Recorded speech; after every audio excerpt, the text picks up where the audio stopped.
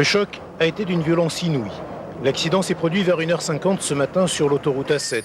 Aussitôt le plan rouge est déclenché, 150 pompiers arrivent sur les lieux pour une opération de secours. L'accident s'est déroulé en 2 temps. Tout d'abord, un poids lourd dont le chauffeur s'est endormi se couche sur la chaussée et provoque un ralentissement.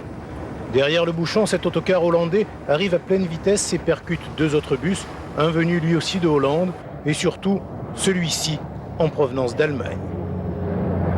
D'après les premiers éléments de l'enquête, la vitesse serait à l'origine de l'accident. Le premier car, ce qui est derrière, là, qui a commencé à s'arrêter, a été percuté par un autre véhicule qui arrivait très vite derrière, quoi. Les disques sont saisis et les disques ont parlé déjà. Quand il dit Quand il dit 100 km/h pour les 2 premiers cars et 120 pour l'autre. Et tandis que les enquêteurs poursuivaient leurs investigations, tôt ce matin, les services techniques remettaient la chaussée en état. L'autoroute A7 est redevenue la route des vacances.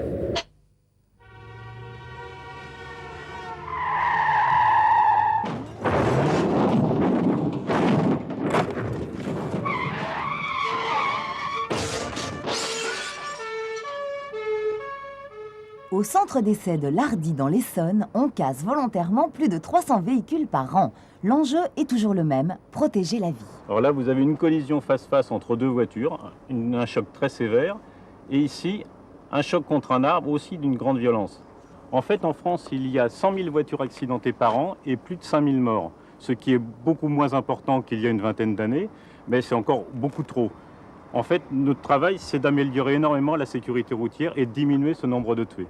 Un accident, un choc est avant tout une histoire d'énergie. Dès qu'un objet a une vitesse et une masse, il a une énergie. Notre but ici est avant tout d'étudier cette énergie. Mais attention, cette énergie, tout corps en mouvement la possède. Les hommes aussi en ont à revendre. La preuve, il est impossible de s'arrêter brusquement dans son élan.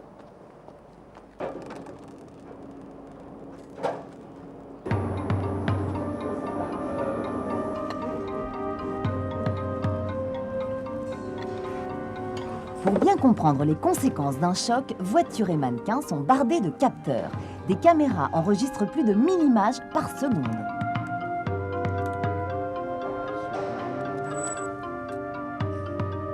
Attention les yeux, pour ce crash test, la voiture va être propulsée à 56 km/h. C'est pas énorme, mais ça fait déjà beaucoup d'énergie.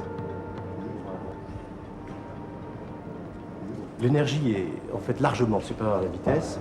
Pour représenter son effet, on a déformé des tubes. Voici le tube non déformé. Le tube a 40 km/h avec cette déformation. Et on pourrait penser qu'à 80 km/h, la déformation serait le double. En fait, elle est multipliée par 4. Ce qui veut dire que l'énergie est considérable et que c'est une donnée importante qu'il faut intégrer dans les crashs.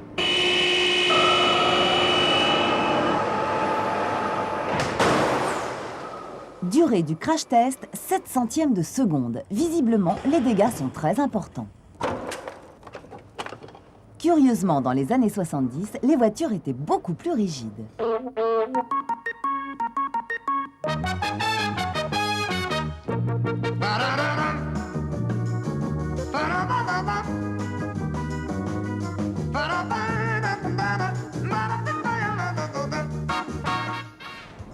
Certaines voitures étaient particulièrement raides.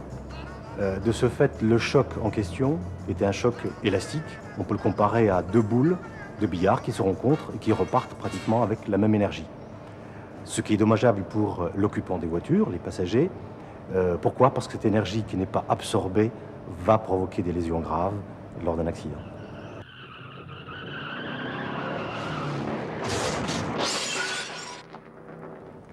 De toute façon, l'énergie existe, elle est toujours là, elle ne fait que se transformer. Dans le cas présent de ce choc, elle s'est transformée en déformation du bloc avant de la voiture qui s'est rétréci de plusieurs centimètres pour absorber le maximum d'énergie et de ce fait soulager l'occupant. On a ici un bloc avant qui s'est comporté comme une éponge à énergie.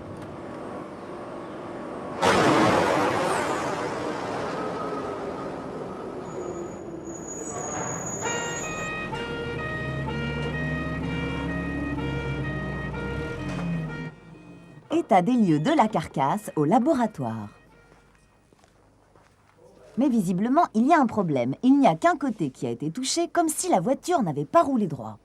Alors, si la voiture a roulé droite, On a fait exprès de faire heurter la voiture contre un obstacle étroit, car dans la majorité des accidents, les conducteurs donnent un coup de volant pour éviter cet accident.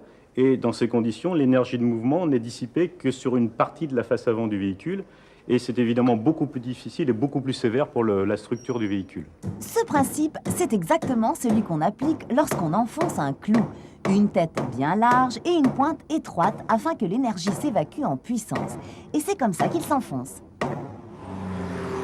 On sait fabriquer des éponges à énergie efficaces pour préserver l'habitacle. Mais s'il y a choc, un choc entre une petite voiture et une grosse, ou pire, un camion, notre merveilleuse petite éponge à énergie ne fera pas le poids.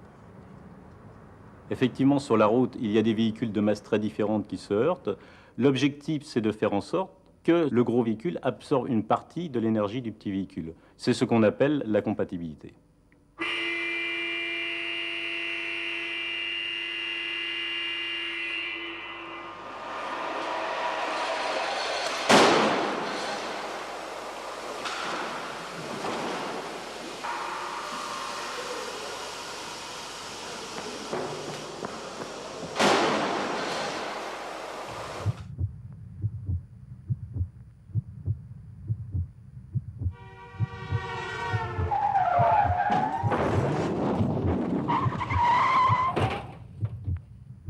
C'est bien d'avoir une bonne éponge à énergie et de garder un habitacle intact, mais en fait, un occupant a sa propre énergie de mouvement, et si par exemple il n'est pas ceinturé dans un choc contre un poteau à 100 km/h, il sera projeté et heurtera le pare-brise à 100 km/h.